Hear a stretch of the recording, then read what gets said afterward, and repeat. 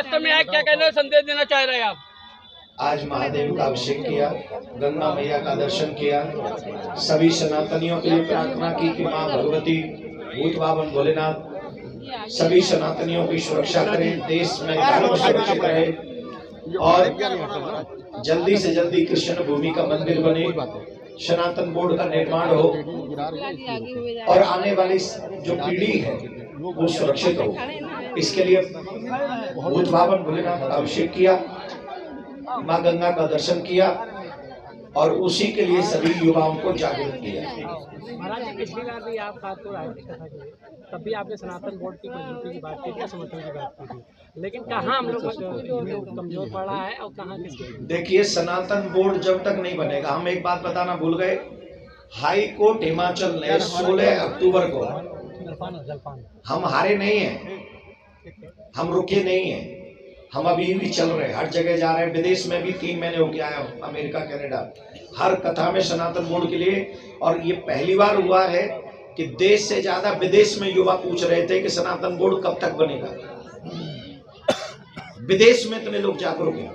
और अभी 16 अक्टूबर को हिमाचल ने, हाई कोर्ट ने हिमाचल में सरकार को कहा है कि मंदिर के पैसों से सड़क नहीं बनेगी, मंदिर के पैसों से गुरुकुलम बनेगा, मंदिर के पैसों से गौशालाएं बनेंगी, मंदिर के पैसों से हॉस्पिटल्स बनेंगे। जो धर्म संसद में बातें कही गई थी, सौभाग्य से हिमाचल हाई कोर्ट ने वही बात की है, तो हिमाचल हाई कोर्ट का बहुत बहुत धन्यवाद। दूसरा, जो दर्द, जो सत्य, जो तथ्य हाई कोर्ट हिमाचल को दिख रहा है, वही सत्य, वही तथ्य, वही दर्द सुप्रीम कोर्ट को कब दिखेगा? जिस दिन दिखेगा उस दिन हमारे मंदिर सरकार से मुक्त हो जाएंगे, और जब तक सरकार से मंदिर मुक्त नहीं होंगे तब तक ये लड़ाई जारी रहेगी। धन्यवाद। जिस तरीके से सनातन संगठन के लिए संघर्ष चल रहा है, क्या लगता है कि कहाँ पे हम लोगों की कमजोरी आ रही है? देखिए, समन्वय की बहुत बड़ी कमी है।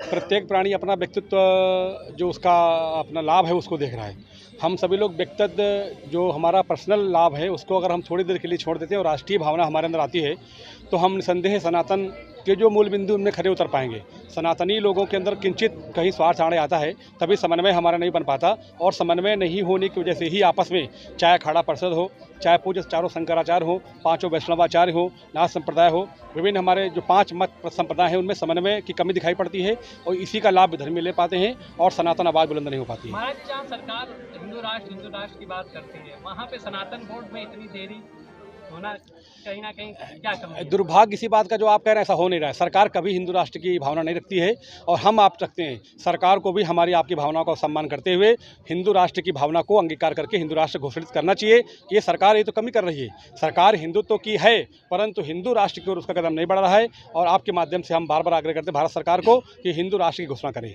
महाराज जी, शिक्षा के क्षेत्र में लगातार ये भगवत गीता और रामायण की मांग करी जा रही, इसके लिए आपका क्या कहना है? देखिए, सदैव से मैं कहता हूँ कि ये अगर श्रीमद् रामचरितमानस और श्रीमद् भगवत गीता अगर शिक्षा में आ जाएगी, तो जो भी जीवन की रिक्तता है, जो बच्चे लोग आत्महत्या कर ले रहे हैं, लोग अवसाद का शिकार हो रहे हैं, भारी तनाव में आ रहे हैं लोग, उस तनाव से मुक्त हो जाएंगे और जीवन आनंद से बढ़ जाएगा।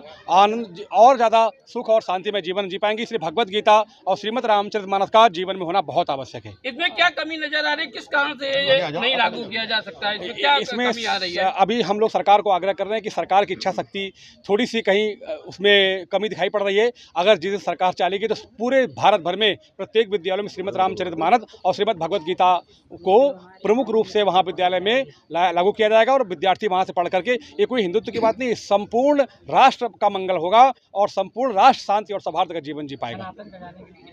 सनातन के लिए संदेश हम सभी लोगों को समन्वित रह करके सनातनी मूल बिंदुओं को सम्मान, क्योंकि अयम निजा परो वैसे आप जानते हैं, हम पूरी भसदौ के प्राणियों को अपना परिवार मानते हैं। हम चाहते हैं कहीं भी कोई भुखमरी, लाचारी, विपन्नता ना हो, कहीं अभाव ना हो, पूरे संसार में सुख शांति रहे, यही सनातन की मांग है। सनातन अपने लिए नहीं करता, सनातन पूरे पृथ्वीवासियों के लिए, इवन जो जड़ है, पहाड़, पेड़, जंगल, झील, झरने, उनके लिए भी चिंता करती है। एक सनातन धर्म ऐसा है जो पेड़ों की पूजा करती है, पहाड़ों करती है, तालाबों कर, झरनों करती है। इसलिए सनातन का समृद्ध होना पूरे धरती वासियों के हित में है, उनके कल्याण में है। नहीं होते हैं, इसकी क्या कमी उसमें हमारी कमी है, आपकी कमी है। हम लोग क्यों नहीं उनको बचपन से करते हैं? बुढ़ापे में अगर कोई पेड़ बचपन से ही टेढ़ा हो गया तो कभी सदा नहीं हो सकता है। अगर उसकी काट छांट बचपन से है, पेड़ की देखभाल है, तो उसका बहुत सिरे तना जाता है। तो हमारी आपकी बहुत बड़ी कमी, हम मूल से ही उनको बच्चों को शिक्षा देना नहीं चाहते हैं। हम मॉडल चाहते हैं कि अमेरिका में जाके काम करे, परंतु भारतीयता इसके अंदर ना आए। ये हमारी और आपकी बहुत बड़ी कमी, हम बचपन से ही उनको वो शिक्षा देना नहीं चाहते हैं।